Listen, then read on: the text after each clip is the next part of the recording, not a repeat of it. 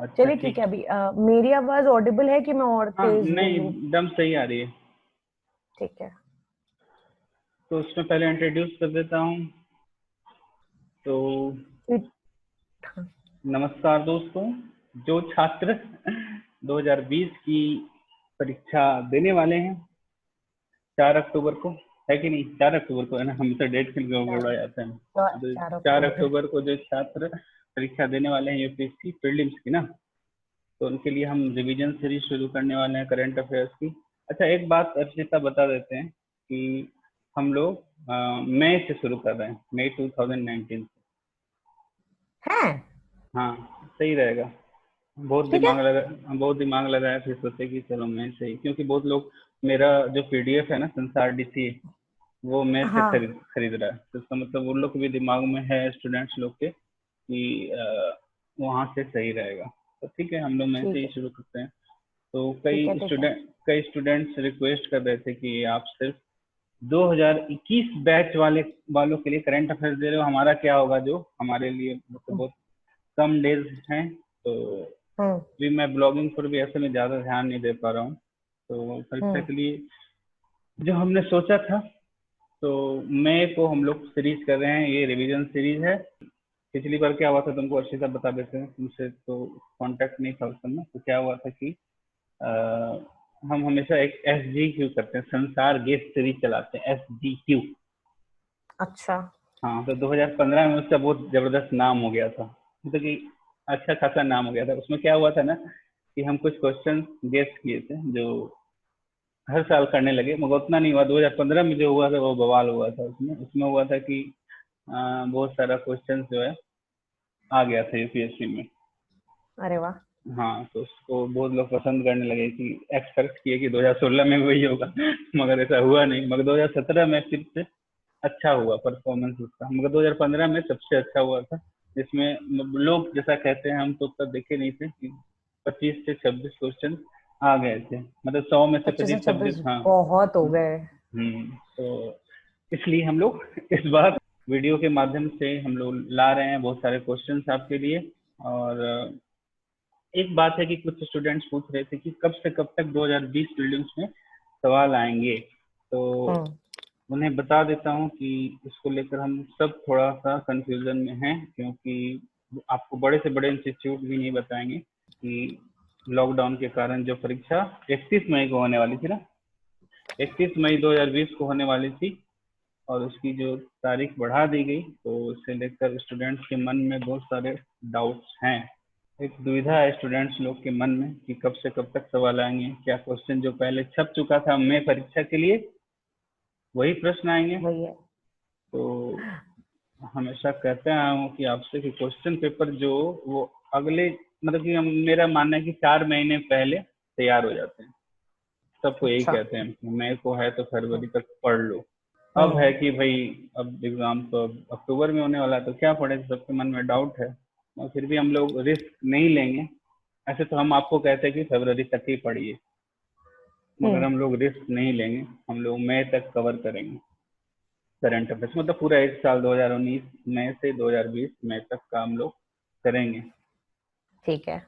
क्योंकि लॉकडाउन ने जो क्या सारा खेल बदल दिया है। और बात है जो थोड़ा सा सीक्रेट है, जो बताना चाह रहे थे, तुमको बता चुके हैं अर्षिता, कि लॉन्ग प्रोसेस है क्वेश्चन सेट करने का, है ना? हाँ। क्योंकि ये क्वेश्चन जो है एक इंसान सेट नहीं करता है, उसमें पाँच हाँ। सात लोगों को क्वेश्चन भेजे जाते हैं। ये आज रिवील कर रहा हूँ पता नहीं सही रहेगा कि नहीं, खैर।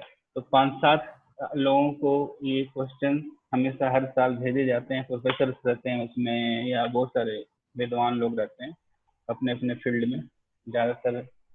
खैर और ज़्यादा नहीं बोलूँगा कि कहाँ से रहते हैं मगर 5-7 लोग रहते हैं, और बड़ी मेहनत से अपने सब्जेक्ट पर 100-100 सवाल बनाकर यूपीएससी कमीशन को भेजते हैं, है ना? एक सब्जेक्ट पे बनाते हैं 100 सवाल?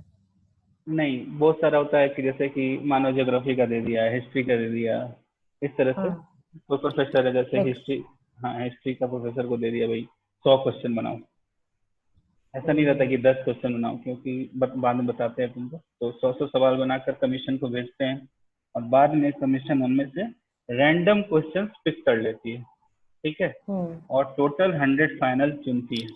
वो कमीशन पर है कि कौन सा चुनेगी कौन सा नहीं चुनेगी, जो आपको एग्जाम सेंटर में मिल जाता है। ऐसा इसलिए किया जाता है कि प्राइवेसी जो है वो बना रहे, और क्वेश्चन सेट करने वालों को भी पता नहीं चले कि उनका जो है कौन सा क्वेश्चन सेलेक्ट हुआ है।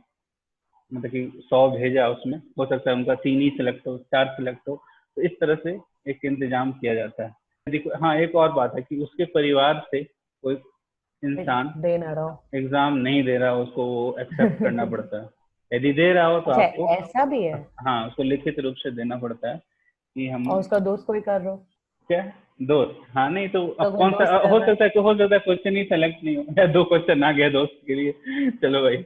मगर बहुत लंबा चौड़ा एक फॉर्म दिया जाता है कि हम नहीं करेंगे, मतलब लीगली भी ओ एक्सेप्ट करा लिया जाता है कि भाई कि हम लोग ओ अच्छा। क्वेश्चन हम लोग लीक नहीं करेंगे, ऐसा कुछ नहीं होगा।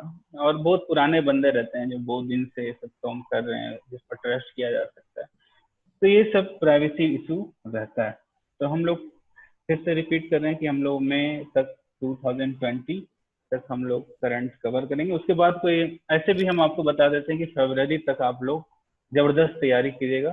फरवरी 2020 का जो करंट अफेयर्स उस पर ज्यादा फोकस कीजिएगा। बाद में यदि नहीं हो पा रहा है कवर तो कोई भी बात नहीं, मुझे तो लगता है कि फरवरी तक या मार्च के फर्स्ट वीक तक करंट अफेयर्स कवर होगा। हम्म ठीक है। ये रिवीजन सीरीज जो है, वो अर्चिता से कुछ सवाल पूछेंगे, एक बहाना मिलेगा, एक अच्छा तरीका है कि हम लोग इस रिवीजन सीरीज को अंजाम दें। और एक क्वेश्चन दूसरे की नॉलेज टेस्ट करें। कुछ क्वेश्चंस मैंने सेट किए हैं जिसका आंसर अर्पिता को देना है। तो एक आप लोग भी पढ़ो। अच्छा, हाँ, ये एक बात और है कि इसमें मैंने इंग्लिश और हिंदी दोनों बनाए हैं क्वेश्चन। तो यदि ये जो व्यू जो हम लोग को यूट्यूब पर देख रहे हैं, वो उनको भी दिखा दूंगा कि आपका हिंदी का क्या है। ये है क्वेश्चन अर्पिता तुम्हारे सामने। ये रहा सवाल 2019 मई का में सवाल है। ठीक है। ये सब चर्चा में रहा था, इम्पोर्टेंट क्वेश्चन हम लोगों ने गेस किया है। तो आपके सामने ये शुरू सवाल करें? है। हाँ, शुरू कीजिए। आप थोड़ी हेल्प करेंगे ना? हाँ, हेल्प तो जरूर करेंगे। पहले तुम उसको क्वेश्चन को पढ़ लो, फिर हम इसको हिंदी दिखाते हैं। ठीक है। ठीक है। Consider the following statements regarding financial action task force.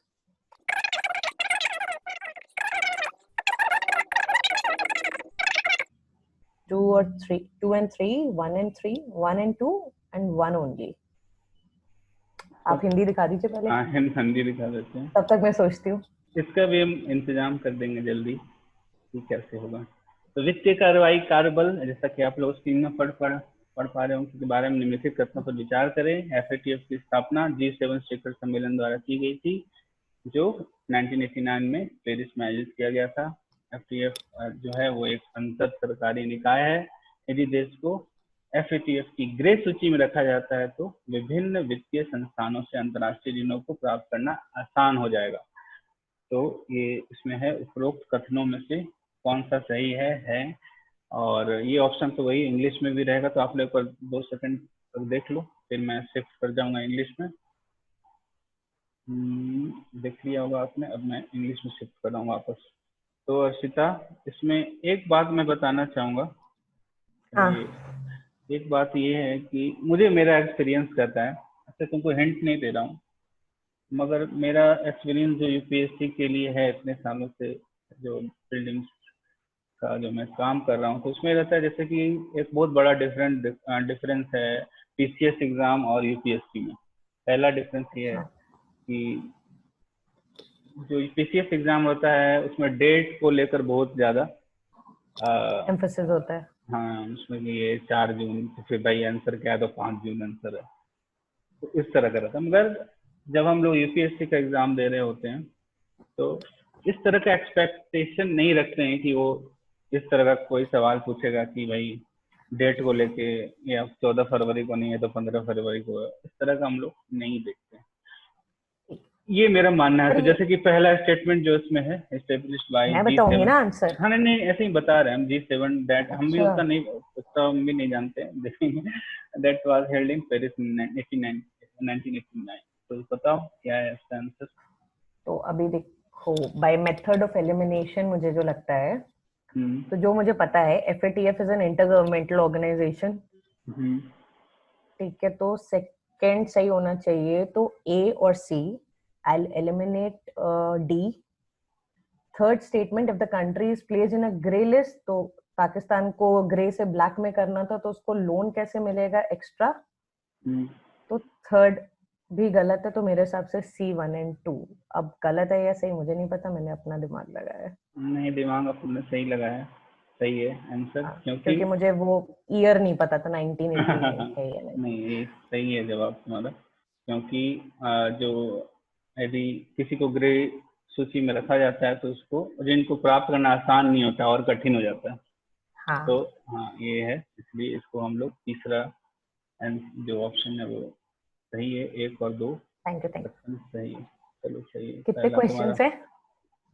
शुभ अभी देखेंगे, शुभ तुम्हारा ठीक हुआ, पहला क्वेश्चन तुम्हारा, दूसरा चलते हैं अब।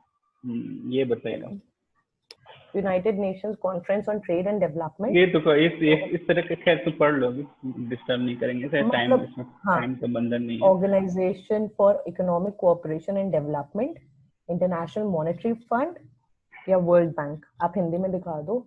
दिखा देते हैं, ऐसे तुम हिंदी में देख सकते हो। तो इस तरह का जो क्वेश्चन रहता है वो जैसे अब तुम जानते हो तो जानते हो, नहीं जानते हो तो नहीं जानते हो। नहीं जानते, हाँ, तो यदि नहीं जानते हो तो उसको स्किप कर देना ही अच्छा रहता है, क्योंकि फिर रिस्क लेना बेकार है। ग्लोबल फाइंडेक्स डेटाबेस, अब ये United Nations conference on trade and development, ये मेरे को मुझे लग रहा है, मुझे नहीं, तुमको दो ऑप्शन दे सकते हैं कि सी या डी में कोई है एक। IMF। हाँ, तो अर्षिता जल्दी से बताओ, सी या डी में ऑप्शन में से एक है। सी, मेरा फाइनल आंसर सी है। हाँ, तो पहला तो आपने सही बताया था और दूसरा आपका गलत हो गया, वर्ल्ड बैंक है ये। और थोड़ा सा अच्छा, क्या करती है ये इंडेक्स? इसमें है कि पढ़ के बता देते हैं, जो हम लोगों ने संसार DCA में डिस्कस किया था पिछले साल, यदि जो फॉलो कर रहे हैं वो जानते होंगे कि विश्व बैंक द्वारा 2011 में शुरू किया था ये डेटाबेस। ये अच्छा, दुनिया का सबसे बड़ा डेटाबेस माना जाता है। जो अच्छा, इसमें है कि जो एडल्ट जो होते हैं, वयस्क जो हैं, कैसे बचत करते हैं, कैसे सेविंग करते हैं, उधार लेते हैं और कैसे भुगतान करते हैं, और कैसे जोखिम जो है उसका प्रबंधन करते हैं, मैनेजमेंट करते हैं। तो वो सब का ये इंडेक्स, हाँ, फाइंडेक्स करके। चलो मेरा नेगेटिव हो गया। ठीक पर है, ये फैक्चुअल अच्छा क्वेश्चन है, ये आ सकता हाँ, है, ग्लोबल फाइंडेक्स डेटाबेस वर्ल्ड बैंक का है। ठीक है। तीसरा क्वेश्चन है कौन सा, देखें। और टफ होता जाएगा क्या with time, with every slide? Tough होता जाएगा। चलो अभी आ गया Consider the तुम्हारा following समय। oh God, consider the following statements regarding Directorate of Enforcement. First, it is a multidisciplinary organization mandated with the task of enforcing the provisions of two. Third, at present, ED works under administrative control of Ministry of Home Affairs. Wow. Now, which of the statements given above is or are correct? 1 and 3 only, 1 and 2 only, 2 and 3 only, 3 and 1 only। तो इसमें एक बात बता देते हैं फिर से। हाँ, इसमें फिर मेरा वही एक्सपीरियंस है। देखो, इसलिए हमेशा कहते हैं कि स्टूडेंट्स लोग को कहते हैं हमेशा कि ज़्यादा से ज़्यादा मॉक टेस्ट दो।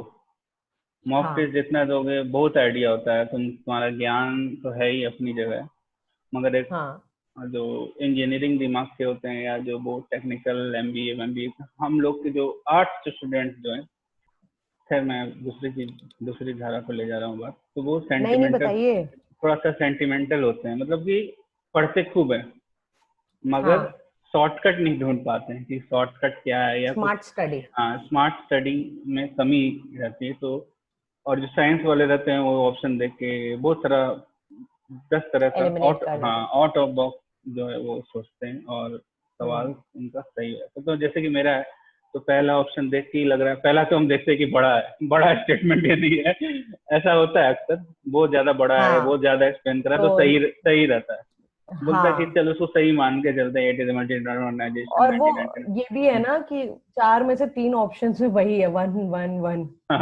वही, हाँ, ये भी है, ये जो अर्षिता बता रही है कि 1 1 1 मतलब कि ए बी जो डी में तीनों में 1 है, तो उसका प्रोबेबिलिटी ऐसे ही बढ़ जाता है। कॉमन वाली चीज हटाते चले कॉमन जाते वाले इस चीज, तरह। तो लगता है कि पहला चलो सही है, दूसरा वाला जो और ऑप्शन है वो बी और सी में है। यूपीएससी कभी डेट के साथ हेरा फेरी करता है कि हाँ, फर्स्ट का सेकंड में, सेकंड का, ऐसा करता है? बहुत रेयर, बहुत अभी है, अभी अगला क्वेश्चन 2 3 क्वेश्चन बाद आएगा ऐसा, बहुत रेयरली ऐसा रहता है। मगर नहीं इस तरह का जैसे कि बोल रहा है कि टू स्पेशल फिजिकल लॉज, अब ये इसमें नहीं करेगा कि 2 अलग अलग लॉ बता देगा लॉज दे या रहे हैं, हाँ हाँ हाँ। ऐसा नहीं है, उतना वो छिचोरा ठीक है, क्वेश्चन जो बोलते हैं उसको, छिचोरा क्वेश्चन वो पीसीएस पर छोड़ दो। वो तो पीसीएस हाँ, पूछता है, वो यूपीएससी नहीं करता। हाँ यूपीएससी का नहीं है। दूसरा वाला जो है इसमें थोड़ा सा डाउट लगता है कि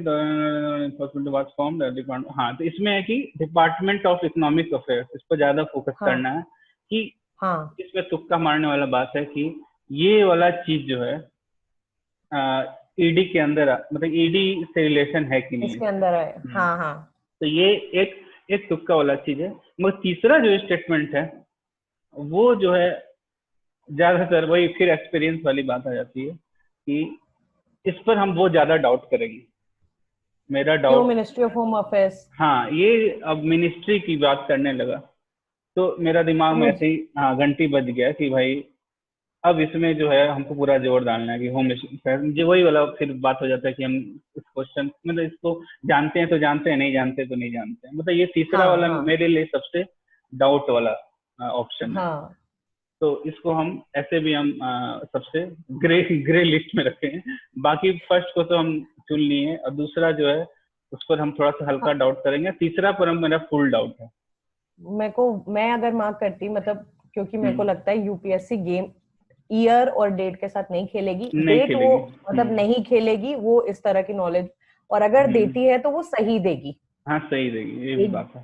तो मुझे ऐसा लगता है, क्योंकि बस एक बार मुझे याद है जब यूपीएससी ने एक किसी फंड का पूछा था, हम्म, तो उसने तब यूपीएससी ने फर्स्ट टाइम उसके फिगर्स के साथ, फंड के कितना बड़ा वो फंड है उसके फिगर के हाँ साथ छेड़छाड़ की थी। की थी, अदरवाइज अच्छा की थी ऐसा। हाँ, वो क्वेश्चन था जिसमें कुछ लाखों का था और और हजारों में दिखाया था, अच्छा काफी अच्छा, ऑब्वियस दिख हाँ रहा था वो कि अरे लाखों का है, तुमने हजारों में दिखा दिया वो फंड, हम्म। तो हो नहीं सकता। मतलब ये एक बहुत तो बड़ा बस डिफरेंस यदि रहेगा भी तो बहुत बहुत बड़ा। बड़ा डिफरेंस, हाँ हाँ। तो ठीक है। एटलीस्ट वो अगर उससे होता तो मैं 1 और 2 मार्क करती बी। हम्म मतलब मुझे थर्ड वाले का बिल्कुल आइडिया नहीं है, और अगर मैं पेपर में होती तो शायद मैं छोड़ देती। हम्म। तो यदि ये वाला क्वेश्चन में यदि मेरे अनुसार चलोगे तो उसमें हम्म, यही है कि पहला तो हम ऐसे ही मान के सही चल रहे हैं, और हाँ हाँ तीसरा पर यदि हम डाउट करते हैं, यदि मानो यदि हम डाउट करते हैं तो सी और ए ऑप्शन हम ऐसे भी एलिमिनेट हाँ कर देते हैं। तो हाँ। या तो सी और अब सी और ए और सी, ए क्योंकि और सी। हाँ अच्छा, क्योंकि ए और सी। हाँ थ्री ओनली, हाँ थ्री दोनों में है, ए और सी दोनों में है, तो इसको हम हाँ, एलिमिनेट वन कर ओनली दिए। भी हो सकता है। हाँ अब है, हाँ यहाँ पर गेम है, यहीं पर गेम हो जाता है और यहीं पर हाँ हार भी जाते हैं एलिमिनेट हो लोग जाओगे फिर। हारते हाँ भी हैं लोग, अब, और मतलब कि पूरा गेम खत्म हो जाता है। तो अब है कि हाँ हाँ मतलब कि सब कुछ जानने के बाद, इतना नॉलेज होने के बाद कि भाई इतना, मगर यहाँ पर खूब मॉक टेस्ट भी दिए तुम, मगर यहाँ पर गच्चा खाने का मतलब 50-50 वाला चांस हो जाता है। हाँ हाँ हाँ तो इस तरह का मेरे अनुसार 50-50 का चांस ले लेना चाहिए हमेशा, हाँ हाँ ले हाँ, लेना सही चाहिए। बात यदि है। 50-50 है तो ले लो उसको। हाँ, तो बी और डी में होना चाहिए आंसर। तो आपका क्या राय है हाँ, इसमें? मैं बी के साथ जाऊंगी कि मुझे लगता है यूपीएससी नहीं खेलेगी। बट हाँ, इसमें जो डिपार्टमेंट ऑफ इकोनॉमिक अफेयर्स है वो, वही उसके बारे वही में है, मुझे इंफॉर्मेशन नहीं है। नहीं है इसलिए, मगर फिर भी तुमने रिस्क लिया तो तुम्हारा सही था रिस्क, और आंसर तुम्हारा सही पर इससे ये पता लगता है कि डायरेक्टरेट ऑफ है। एनफोर्समेंट इतना ज्यादा न्यूज़पेपर में होता है, वो पढ़ के रखना चाहिए। हाँ ये भी है, पढ़ के रखना चाहिए। तो आए हम दिन आता रहता है। हिंदी वालों को पढ़ के सुना देता हूँ इसका एक्सप्लेनेशन। ऐसे आप लोगों को एक्सप्लेनेशन जो है वो मैं पीडीएफ में डिस्क्रिप्शन लिंक में दे दूंगा, तो उसमें आप पढ़ सकते हो, क्योंकि मैं सबको एक्सप्लेन करूंगा तो काफी लेट हो जाएगा। फिर भी बता देता हाँ हूँ, संसार डीसीए में ही था ये, प्रवर्तन निदेशालय वित्त मंत्रालय के इसमें राजस्व विभाग के अधीन काम करता है। इस प्रकार विभिन्न आर्थिक नियमों के उल्लंघन की जानकारी इकट्ठा करना और उन्हें लागू करवाने के लिए संबंधित पक्ष को विवश करना है। ठीक है, ये हम लोगों ने लिखा ठीक है। था। अब नेक्स्ट स्लाइड में जाते हैं। ये बताइए, ये बहुत न्यूज में रहा है और इसको हम संसार डीसी में बहुत डाले हैं, ये तो जानना चाहिए तुमको। हाँ, consider the following statements regarding Kartarpur corridor. अच्छा, ऊपर से देख के मैं एक स्टेटमेंट हटा सकती हूँ। First, the corridor will link Dera Baba Nanak shrine in Gurdaspur in Punjab in India with Gurdwara Darbar Sahib at Kartarpur in Pakistan. Second, the Kartarpur Gurudwara is located in Pakistan's Narowal district across the Jhelum River. तो अभी एक चीज मुझे पता है, ये Jhelum river नहीं है, ये रावी रिवर है। तो ये मैंने बहुत पहले याद कर लिया था। हाँ सही है कि वो झेलम रिवर, ऐसे भी फिर से बता देते हैं, इस तरह का यदि क्वेश्चन आता है फोकस करते हुए झेलम रिवर, तो वैसे भी तो ये आता है, डाउट हो जाए। तुम जानो भी कि नहीं, तुम तो खैर जानते थे कि रावी नदी में, मगर फिर भी इसमें डाउट हो जाना चाहिए यदि अच्छे स्टूडेंट हो तो। ठीक है, पर मुझे डाउट नहीं हुआ क्योंकि इस चीज पे एम्फोसिस था। अब है कि डेरा बाबा नानक श्राइन इन गुरदासपुर इन पंजाब में, इन दोनों चीज में कंफ्यूज हो गई। और हाँ तो ये हिंदी वाले स्टूडेंट देख लो आप लोग क्वेश्चन। करतारपुर गलियारे के बारे में निम्नलिखित तथ्यों में विचार करें। यह गलियारा भारत में पंजाब के गुरदासपुर में डेरा बाबा नानक मंदिर को पाकिस्तान के करतारपुर में गुरुद्वारा दरबार साहिब से जोड़ेगा। दूसरा है करतारपुर गुरुद्वारा पाकिस्तान के नरोवाल जिले में झेलम नदी के पार स्थित है। तो बताइए अशिता जी, इसका आंसर वन। हाँ, तो आपका आंसर एकदम सही है, सही है। तो इसमें फिर से बता देते हैं, एक्सप्लेनेशन बता देते हैं। करतारपुर का गुरुद्वारा रावी नदी के तट पर लाहौर से 120 किलोमीटर उत्तर पूर्व में स्थित है। ठीक है, उसके बारे में आप लोग डिटेल पढ़ लीजिएगा एक्सप्लेनेशन में, जो पीडीएफ हम नीचे देने वाले हैं। Next question. Okay, consider the following statements regarding India Meteorological Department. First, it was established in 1975. It is a principal government agency in all matters relating to meteorology, seismology, and allied subjects. It detects and locates earthquakes, and it evaluates seismicity in different parts of the country for development projects. Which of the statements given above is or are correct? अब ठीक है, रुक जाओ, establishment Hindi दिखा दो। मैं दिमाग लगाती हूँ। मौसम विज्ञान विभाग भारत का, उसके बारे में आपको विचार करना है। पहले इसकी स्थापना 1975 में हुई थी। दूसरा, यह मौसम ज्ञान, भूकंप विज्ञान और संबंधित सभी मामलों में एक प्रमुख सरकारी एजेंसी है। तीसरा, यह भूकंपों का पता लगाता है और इसका पता लगाता है कि यह विकास योजनाओं के लिए देश के विभिन्न हिस्सों में मूल्यांकन भूकंप की करती है। तो इसका आप लोग को थोड़ा देर देख लीजिए। अब हम शिफ्ट करते हैं इंग्लिश में। बताइए। हाँ, एनिमेशन तो करो। मुझे आंसर बताने के पहले हम एक्सप्लेन भी करो कि क्यों ऐसा, क्यों। क्योंकि मुझे फर्स्ट स्टेटमेंट पता ही नहीं है वो कौन से साल में एस्टैब्लिश हुआ था। और ऐसे भी, ऐसे खैर तुमको बता देते, ऐसे भी इस तरह का तुमको बताया था कि अगला क्वेश्चन इसी तरह से आने वाला है कि कभी यूपीएससी इस तरह करती है, ऐसा भी नहीं कि नहीं करती है। इसके लिए यूपीएससी ने हेड वगैरह भी पूछे हैं पहले, तो पूछती है। हेड में चेंज कर दिया, कभी एस्टैब्लिशमेंट ईयर में चेंज कर दिया, तो ऐसा होता है। तो मुझे लगता है ये सही होगा। मैं विश्वास यूपीएससी पे करती हूँ कि वो इस पे चिड़चिड़ नहीं करेगी। ठीक है, चलो आप पे नहीं करती हूँ, यूपीएससी पे करूंगी। ठीक है, करो। यूपीएससी पे करूंगी। It is a principal government agency in all matters relating to meteorology, seismology and right subjects. Principal government agency है। हाँ, डी। डी 1 2 3 बहुत लोग यही लग। हाँ बोलो। मुझे थर्ड, मतलब फर्स्ट तो बिल्कुल आउट ऑफ क्वेश्चन है कि मुझे पता, अगर पता होगा तो पता होगा, मैं गेस नहीं कर पाऊंगी इस चीज को। वो हम समझ रहे हैं, तुम सही जा रहे हो, मतलब कि जो यूपीएससी का जो फंडा है जो तुम अप्लाई किए, उसमें बहुत सही बात तो है। अभी अगर जैसे 3 है वो तीनों में दिया हुआ है, तो मैं मान रही हूँ कि 3 सही है, तो अगर मैं 3 सही लूंगी और 1 सही मान रही हूँ तो मेरा आंसर 1, 2 एंड 3 डी ही बचेगा मेरे पास ऑप्शन। सही है, पर मैं इसका आंसर वर्स्ट केस सिनेरियो में दूंगी। नहीं ठीक है, फिर भी यदि यदि तुम रियल में यदि देते रहते एग्जाम यदि कभी, तो क्या करते, यदि तुम स्किप करते या डी 1 2? मार्क करती मैं 1, 2 एंड 3, क्योंकि मैं अगर अपने एलिमिनेशन के हिसाब से मतलब जितना अपना back of the mind use कर रही हूँ नहीं तो उस ठीक, हिसाब से मैं डी। अच्छा करते तुम, मगर अच्छा करते, मगर हम इस बार चेंज कर दिए इसलिए, क्योंकि क्योंकि क्योंकि क्योंकि ये इतना विश्वास नहीं करना चाहिए। विश्वास नहीं करना चाहिए, क्योंकि ऐसे भी चाल वाल थोड़ा सा याद करके रखना चाहिए, मतलब कि मोटा मोटी रखना चाहिए, क्योंकि और तुम जैसे बताए थे एक लंबा गैप होता है यूपीएससी में, यदि यदि किसी को यदि इस तरह का यदि फैक्चुअल यदि किसी को हाँ इनकरेक्ट करना है तो एक लंबा, जैसे तुम बोले कि एक डेटा बताया जो पिछली बार आया था इतना लाख हाँ के हाँ मगर हाँ हजार में था, तो इस तरह इसमें भी है, हाँ। इसमें भी 1875 को हुआ था, मतलब कि अच्छा 100 हाँ, मेरे साल को पहले हुआ था। मेरे को वो दिमाग लगाना चाहिए था कि 1975 में हाँ क्यों बनेगा ये हाँ, आफ्टर तो इंडिपेंडेंस। इसलिए हम इसको नहीं हाँ, चेंज किए कि तो इसका इतना, आंसर बी होगा। हाँ इसका answer 2 and 3 B right answer, okay. तो इसके लिए तैयार रहना चाहिए, मतलब डेट है, ये नहीं कि डेट नहीं है तो स्किप कर दिया, ऐसा भी नहीं रहना चाहिए, एक थोड़ा सा दिमाग लगाना चाहिए कि कब हुआ होगा, या 1975 में हुआ, या स्वतंत्रता के पहले हुआ था, इंडिपेंडेंस के पहले हुआ था, हाँ ये जान लेना हाँ, मैंने जरूरी। मैंने भरोसा कर लिया था। ठीक है चलो, 2 गलत हुआ तो आगे वाला। नहीं करूंगी।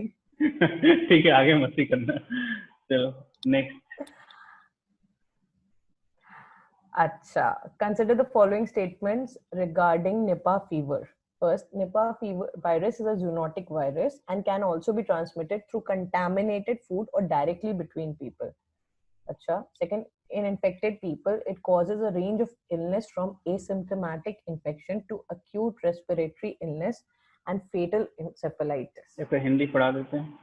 हाँ, निपाह ज्वर के संबंध में निम्नलिखित कथनों पर विचार करें। निपाह वायरस एक जूनोटिक वायरस है और इसे दूषित भोजन के माध्यम से या सीधे लोगों के बीच प्रत्यक्ष रूप से प्रेषित किया जा सकता है और संक्रमित लोगों में यह छूने से या संक्रमण से लेकर तीव्र श्वसन बीमारी और घातक इंसेफ्लाइटिस जैसी बीमारी का कारण होता है। जल्दी पड़ी आपको।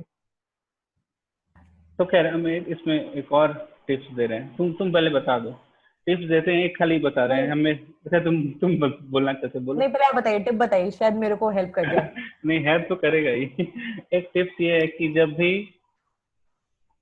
2 बार ऐसा हुआ है मेरे जान से यूपीएससी में, क्योंकि हम बहुत यूपीएससी का क्वेश्चन इतना देखे है ना, इतना बार 20 साल का, तो हम लगभग याद तो नहीं हुआ मगर हम बहुत देखते हैं क्वेश्चन, और हमेशा हाँ स्टूडेंट्स लोग को ही बोलते हैं कि हमेशा देखते रहो, चाहे आए या ना आए, एक ट्रेंड का पता लग जाता है। तो 2 बार ऐसा हाँ हुआ था कि बीमारी के बारे में यूपीएससी ने पूछा था और उसमें लक्षण के बारे में हाँ जिक्र किया था कि ये लक्षण है, तो लक्षण हमेशा हाँ सही रहता है। पहला हाँ बात, लक्षण में ये नहीं बोलेगा कि बुखार है, बुखार नहीं होता है, या ज्वर नहीं होता है, हाँ उल्टियां होने लगती हैं, या ऐसा कुछ नहीं होता है। तो लक्षण हमेशा सही रहता है। तो इसमें देख रहे होंगे आपकी दूसरा जो स्टेटमेंट है उसमें लक्षण की बात कही गई है, इलनेस हो जाता हाँ। है और इस तरह से, तो उसको हम सही मान लेंगे। आप बताइए पहला वाला, ये थोड़ा तो इट इज अ, इसमें हाँ तो जूनोटिक वायरस तो है, ये सही है। And zoonotic can virus also को बी, थोड़ा सा आप एक्सप्लेन कर सकते हैं क्या है जूनोटिक वायरस मतलब जूनोटिक, वर्ड क्या है जूनोटिक, ये क्या है, समझ नहीं आ मतलब रहा है। एनिमल से ह्यूमंस में ट्रांसमिट होना, जैसे अभी अच्छा कोविड के लिए कहा गया था ठीक है, कि वो बहुत भी अच्छा। जब बैट्स के लिए देख रहे थे ना, तो वो भी बैट्स के थ्रू कह रहे थे ऐसा, तो वैसे ही होता है। निपाह के बारे में, बैठी के बारे में था ना।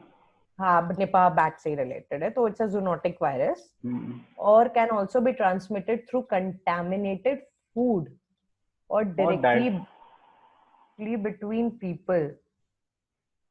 तो जूनोटिक है, एनिमल से जा रहा था, बिटवीन पीपल होता है।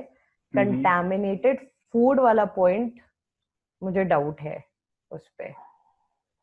डाउट। आपने काफी ज्यादा अच्छा क्वेश्चन पेपर बना दिया है, सारे टफ वाले क्वेश्चंस उठा लिए हैं आपने।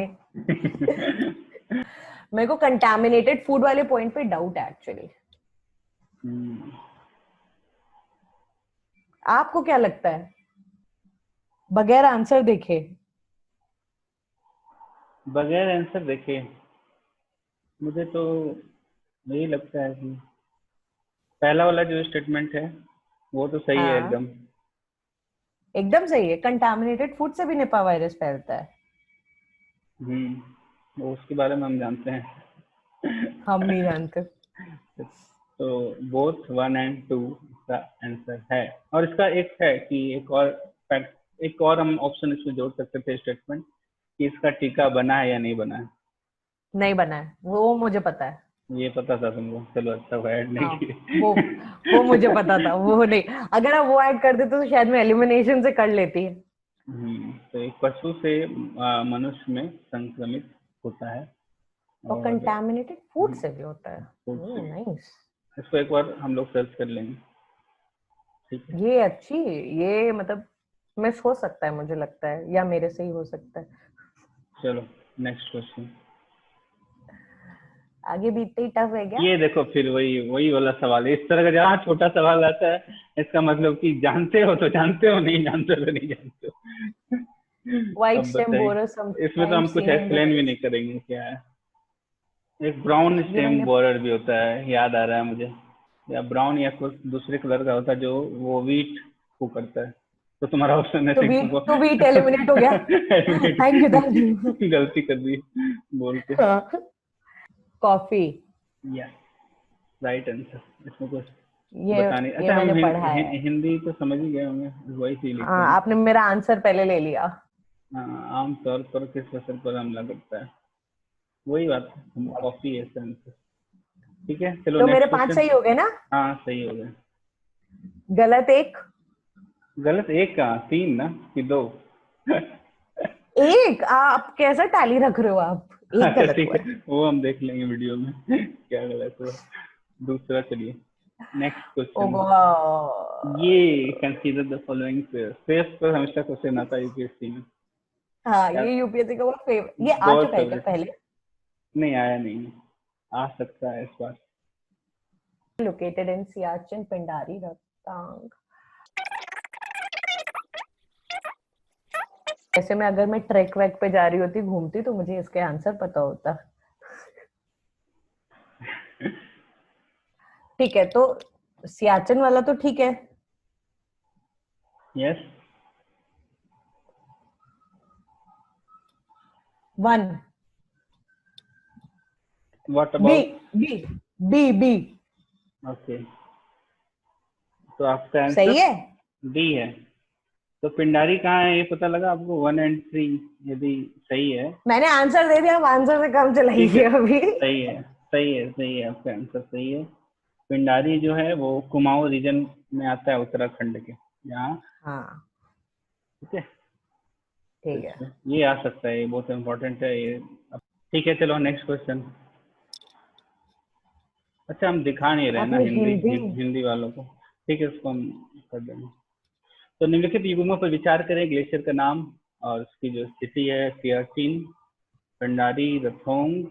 ये आप तीनों ऑप्शन है, इसमें कौन सही है, कौन सा जोड़ा सही है, कौन सा युग्म सही है, ये बताइए जल्दी से। ये बताइए, नेक्स्ट क्वेश्चन। क्यों? Operation Blue Star was the code name of the Indian military action carried out in 1984 to remove militant religious leaders in Punjab. ये इंदिरा गांधी वाला है, ब्लू स्टार। तो पहला जो है ये, इसमें तो 3 ऑप्शन, 3 स्टेटमेंट है ही नहीं, तो उसमें ज्यादा तुम कुछ हाँ, कर नहीं सकते। मैं कर नहीं सकती। पहला सही भी मान लोगे तो दूसरा डाउट हाँ, रहेगा। ये बोथ 1 and 2 वाला ये ऐसे ही हाँ। होता है इनमें, दिमाग आपको करना है या ना करने वाला है इसमें। तो जो इसमें है बोथ 1 and 2। दूसरा वाला तुम क्यों सही बोले ये बता देता हूँ एक आप बार। निम्नलिखित तथ्यों मुस्लिम्स पर के विचार इंटरेस्ट करें। मतलब ऑपरेशन ब्लू उसी स्टार में है, एक पंजाब में इस्लामिक आतंकवादी कॉपरेशन है, मुस्लिम्स के नेताओं को इंटरेस्ट को प्रमोट कर हटाने रहा के है लिए दुनिया भर में, मैं निष्ठा इसलिए की। मार्क करती तो जो ये वीडियो देख रहे हैं सैन्य कार्रवाई का गुप्त नाम था, यानी कोर्ट ने कहा। दूसरा वाला वो सही मान के चल रही थी अब्दुल्ला लतीफ के नेतृत्व वाले मालदीवियन समूह को हूँ। गलत है। नहीं सही है, बोलो कि हस्तक्षेप का तो इस कोड प्रीलिम्स नेम में है। तो हमेशा ही इस रहा है। तरह तो इसलिए इस बार इस तरह का आपने क्या आंसर दिया, सेट किए हैं बी। सी ताकि सी हर सी चीज सी तुमको सी हर मसाला मिल जाए। बताओ जल्दी। सी मैक्सिमम टेस्टिंग मैंने दे एजेंसी। दिया। दे दिया, चलिए दे दिया तो अच्छी बात है, सही दिया है। Good, okay. चलिए बताइए, ये आपको जानना होगा, ये नहीं जानिएगा तो फिर इसमें। तो यहाँ क्वेश्चन और आप डालेंगे ही। ये क्वेश्चन हमको कहीं ना कहीं लग रहा है ये आएगा ही आएगा। इस बार क्यों आएगा? आएगा ये क्वेश्चन आएगा, क्योंकि बहुत बार चर्चा में रहा है ये, बहुत बार न्यूज में आया है, हर जगह आया न्यूज में, और उसको हम लोग डाले भी हैं, अपने करंट अफेयर्स में भी डाले हैं, दो ठीक तीन है, बार डाले हैं। तो decolonizing the Chagos archipelago, an issue sometimes seen in the news, is conflict between which of the following? A. US and Maldives. B. US and UK. ये इंडियन ओशन में है। ठीक है, पहले इसको हिंदी में देखा जाते हैं। चागोस द्वीप समूह, जो प्राय समाचार में देखा जाने वाला एक मुद्दा है, जो हमेशा गरमाया रहता है, उसको हम संसार डीसीए में डाले थे, बहुत बार डाले हैं ये मुद्दा। और यदि जो जानते होंगे वो फटाक से आंसर दे देंगे इसको। इन दो देशों के बीच के विवाद को दर्शाता है। बताइए अर्शिता जी। तो एक तो पीछे स्लाइड, तो ये पिछले slide। चागोस आइलैंड है, ये इंडियन ओशन में है। वो क्यों बता दें आपको कहाँ है? अरे आप थोड़ा तो हेल्प करेंगे, अमित जी भी हेल्प करते हैं थोड़ी थोड़ी। ठीक है, आपको हम गूगल में सर्च करके दिखाते हैं। चागोस आइलैंड क्या आर्किपेलागो? हाँ अरे इसमें सही तो है, आंसर ही पता लग जाएगा आर्किपेलागो। तुमको, आंसर ही हाँ पता लग ऊपर से आ जाएगा। जाएगा। मैप दिखा सही देंगे, मैप दिखाएंगे तुमको। आंसर दिख गया वैसे मुझे। देखो यहाँ पर है, आंसर दिख गया तुमको। चलो तब तो बेकार है। हाँ नहीं ठीक है, दिखा मुझे आंसर। नहीं दिखा। अब देख नहीं, लो, ये यही मैप है, यहाँ पर है, हाँ सही ये तुम बोले थे, हिंद इंडियन महासागर ओशन में। में ही है। हम्म, तो यूएस और यूके ऑप्शन आपका, मुझे लगता है वो नहीं होगा। अब इसमें तो आप मार्क करोगे या नहीं करोगे? तो यूके ही है जो सबसे ज्यादा दूसरों की टेरिटरी लेने में विश्वास यस, रखता है। शुरू भारत से। भी आया था, तो वही होगा जिसने टेरिटरी ली होगी। भारत के आसपास ही लेता है, शुरू से। तो शुरू से उसका काम रहा है ये। तो डी। ठीक है, सही आंसर। Good, nice. अब बहुत मैं पास हो बहुत गई। बहुत ज्यादा सही बोल रही हो तुम। Consider the following statements regarding Organization of Islamic Cooperation. ठीक है, तो Organization of Islamic Cooperation is the second largest intergovernmental organization after the UN, with a membership of 57 states spread over 4 continents. अब देखो, Second, हो सकता है largest हो, आप मगर मुझे बता रहे हो। नहीं, मैं बता रहा हूँ, तुमको कंफ्यूज कर रहा हूँ। लार्जेस्ट हो, मगर इसका कंपैरिजन किससे हो रहा है? वही तो, यूनाइटेड हाँ नेशन से यूएन हो रहा से। है। वो वही वही। वही प्रॉब्लम है यहाँ पे। It endeavors to safeguard and protect the interests of Muslim world in the spirit of promoting international peace and harmony among various people of the world. ठीक है, आप हिंदी में दिखा दीजिए। अच्छा याद दिलाया।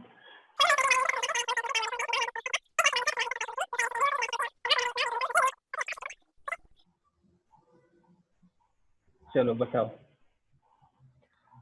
अब ये सेकेंड लार्जेस्ट इंटरगवर्नमेंटल ऑर्गेनाइजेशन है आफ्टर द यूनाइटेड स्टेट्स। अगर मुझे नहीं यूनाइटेड नेशन, सॉरी, नहीं पता तो नहीं पता, which is spread over 4 continent. पहले वाले की बात कर रहे हो? हाँ, सेकेंड लार्जेस्ट हाँ, इंटरगवर्नमेंटल ये बात ऑर्गेनाइजेशन। सही है, ये बात सही है। इसलिए तो क्या सही है? यूपीएससी टफ एग्जाम इसलिए है, क्योंकि हाँ लास्ट प्रैक्टिस के बावजूद भी कंफ्यूजन में तो हाँ, भाई आप डाल ही कंफ्यूज हो देते हैं। सकते हो, हो आपको पता सकता है। होगा तो भी, मतलब अगर आपको पता होगा, बट ये अब यूएन के कंपैरिजन में है या नहीं।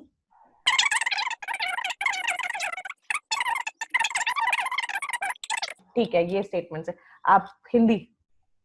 राष्ट्रीय परीक्षण एजेंसी आपका के बारे में लिखित रूप में विचार करें। इसे उच्च शिक्षा संस्थान में प्रवेश, फेलोशिप के लिए प्रवेश परीक्षा आयोजित करने के लिए एक प्रमुख विशेषज्ञ स्वायत्त और आत्मनिर्भर परीक्षण संगठन के रूप में स्थापित किया गया है। दूसरा है, नेशनल टेस्टिंग एजेंसी को हर क्षेत्र में सबसे अच्छा संबोधित करने का काम सौंपा गया है। तो ये बहुत सही। दो दो मतलब बोथ। बाप रे, हमको लगा तुम भी बोलने वाले हो। नहीं, सही नहीं है, नहीं, सी सी दोनों की, दो एग्जाम, एंट्रेंस एग्जाम सही कराता है। सही सही सही। ठीक, नेक्स्ट नेक्स्ट नेक्स्ट नेक्स्ट। ये बताइए। Consider the following statements about South Asian countries. First, India has the highest population in South Asia, followed by Pakistan. Second, India is the only country which shares border with maximum number of countries. Now, which of the statements given above is or are correct? 1 2 1 2 1 2 1 2 1 2 2. हाँ. दक्षिण एशियाई देशों के विषय में निम्नलिखित कथनों पर विचार करें। भारत में दक्षिण एशिया में सबसे अधिक जनसंख्या है और उसके बाद पाकिस्तान का नंबर आता है। दक्षिण एशियाई देशों में भारत एकमात्र ऐसा देश है जो अधिकतम देशों के साथ सीमा साझा करता है। एक इसमें दे देते हैं आपको, वर्ल्ड में सबसे ज्यादा सीमा साझा कौन करता है? दक्षिण एशियाई देश की यदि बात नहीं करें तो वर्ल्ड में ऐसा कौन सा देश है जो सबसे ज्यादा देशों के साथ बॉर्डर शेयर करता है? बताइए। तो हम जानते नहीं है, मगर हमको लगता है कि चीन है इसका आंसर। एक बार देखना तो जरा, नेट पर सर्च करो। मैक्सिमम चीन होना चाहिए हमको लगता है। मंगोलिया, रसा अगर है,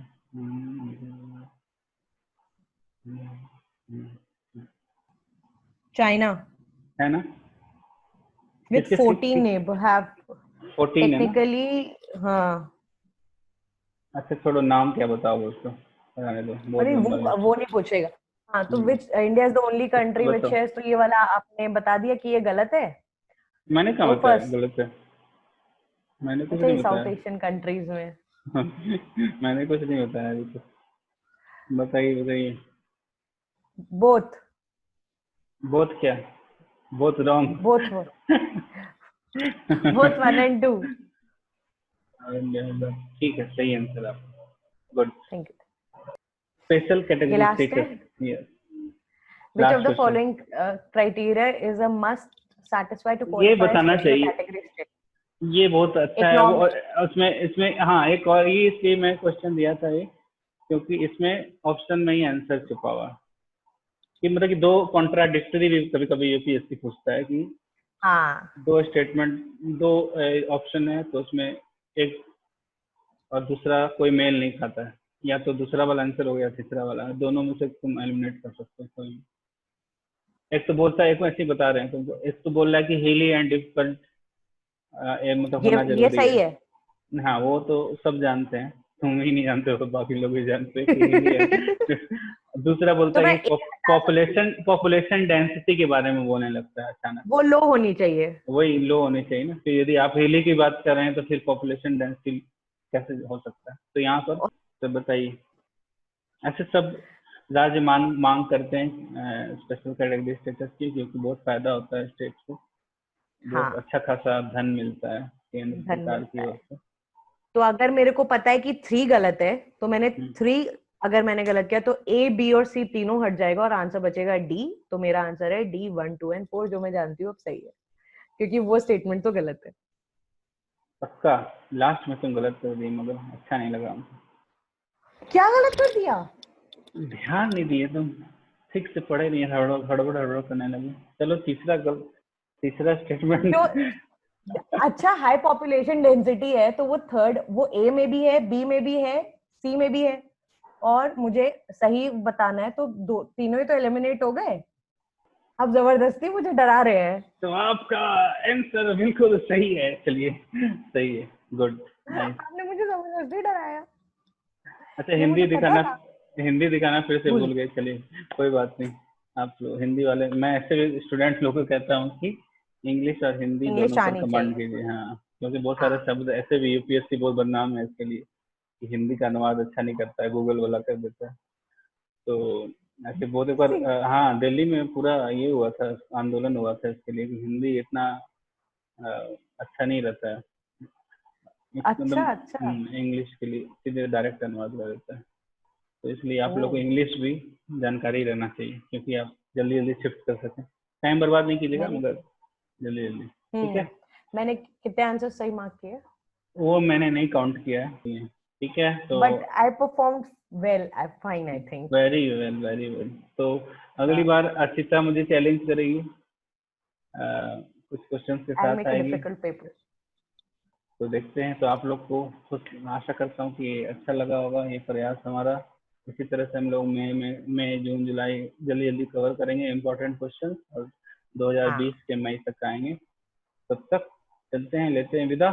ठीक है अक्षिता, अलविदा। थोड़ा सा आसान क्वेश्चन सेट करना, ठीक है? हाँ, मिलेंगे कुछ समय बाद। चलो okay, bye bye. Bye bye. Bye.